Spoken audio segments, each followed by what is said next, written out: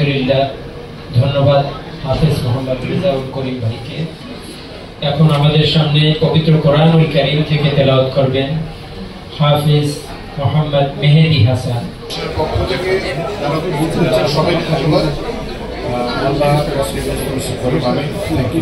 আচ্ছা, যেটা বলতে চাই, একটা বিষয় যেটা আমরা সবাই জানি, হি ওয়াজ আ ফ্যান্টাস্টিক মিউজিশিয়ান। আর মানুষ হিসাবে ওর অনেক বড় হার্ট ছিল, মানুষের জন্য করতো, আমাদের মিউজিশিয়ানদের জন্য করতো। আর সেন্টিমেন্টালও ছিল। তো যেহেতু ওর অনুভূতিগুলো অনেক স্ট্রং ছিল, ওর সেন্টিমেন্টাল ছিল।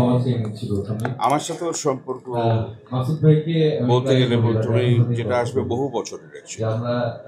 আমাদের ব্যান্ড মিউজিকের যে যাত্রার কথা বলা হয় বা যে যা কিছু উত্থান এবং এর প্রত্যেকটাতেই অ্যাকচুয়ালি আমরা সহযাত্রী হিসেবে ছিলাম। সুতরাং সেদিক থেকে রিকালেক্ট করলে অনেক অনেক স্মৃতি আছে যেগুলো খুবই সিগনিফিকেন্ট, এবং প্রত্যেকটাতে সে তার সময় চিন্তা ভাবনাটা দিত। বাম্বাতেও সম্পৃক্ততায়, বাম্বার বিভিন্ন কার্যকলাপে। এবং যে জিনিসটা আমি সবচেয়ে পার্সোনালি মিস করি, সেটা ওর একটা অ্যাবসলিউটলি আনকন্ডিশনাল একটা আমার উপরে একটা একটা একটা নির্ভরযোগ্য ছিল। আমি কিছু বললে ওইটা ডেফিনেটলি করতো। ভাবতে লাগে যে এর মধ্যে 7টা বছর পেরিয়ে গেছে, কিন্তু এখনো প্রতিদিন মনে হয় বাচ্চু ভাই আমাদের সাথে আছে, আমাদের অন্তরে আছে। তার যে গান, তার যে বাজান এবং তার সাথে আমাদের প্রত্যেকের যে সম্পর্ক, যারা আমরা টেলিভিশন মিডিয়ায় কাজ করেছি, যারা তার সাথে মিউজিক ভিডিও নিয়ে কাজ করেছি, বিভিন্ন অঙ্গনে কাজ করেছি, তাদের সাথে পারিবারিকভাবে যে সম্পর্ক বাচ্চু ভাই, সে সম্পর্ক কখনো ভোলার না। যে অবদান বাচ্চু ভাই রেখে গেছেন আমাদের বাংলাদেশের ব্যান্ড মিউজিকের ইতিহাসে, আমাদের সঙ্গীত অঙ্গনে, আমাদের যতদিন বাংলাদেশ থাকবে, যতদিন বাংলা ভাষাভাষী মানুষ থাকবে, সেটা সবসময় চিরজীবন আমাদের মধ্যে থাকবে। বাচ্চু ভাই, আপনি যেখানেই থাকেন না কেন, এটা জেনে রাখেন, আমরা সবাই আপনাকে অনেক অনেক ভালোবাসি, আমরা সবাই আপনাকে অনেক মিস করি।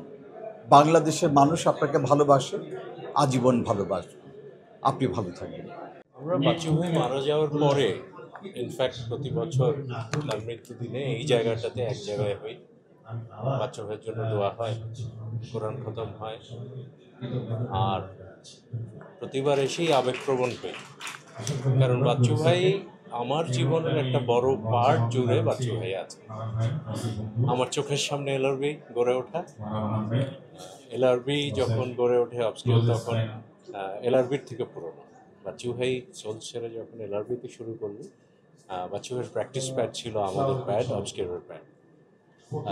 যতদিন বেঁচে ছিলেন, বাচ্চু ভাইয়ের কাছে কোনোদিন কোনো কিছু চেয়ে পাইনি এরকম জিনিস আমার মনে পড়ে না। আবার ভাইস ভার্সা, বাচ্চু ভাই যদি ফোন করে বলেছেন যে এটা করতে হবে, এটা করতে হবে। আমরা কখনো জিজ্ঞেস করি নাই যে বাচ্চু ভাই কেন বা কী ব্যাপার। সো এই দিনটা আসলে আমার জন্য ভালো। আমি একেবারেই বাচ্চু ভাইকে সকাল থেকেই স্মরণ করি। আমার কাছে আসলে বাচ্চু ভাই একদিন স্মরণের না, আমার কাছে প্রতিদিনই মনে হয় যে বাচ্চু ভাই কোনো না কোনো সময় একবার।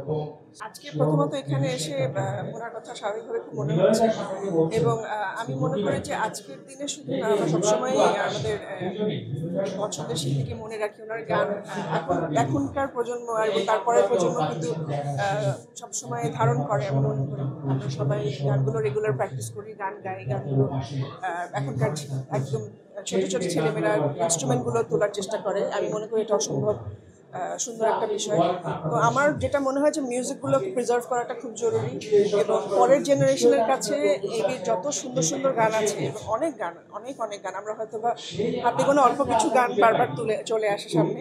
তো আমার খুব ইচ্ছা যেন সবগুলো গান আমরা নতুন প্রজন্মের, এত সুন্দর সুন্দর গান আছে, সবগুলো যেন নতুন প্রজন্মের কাছে পৌঁছানো যায়।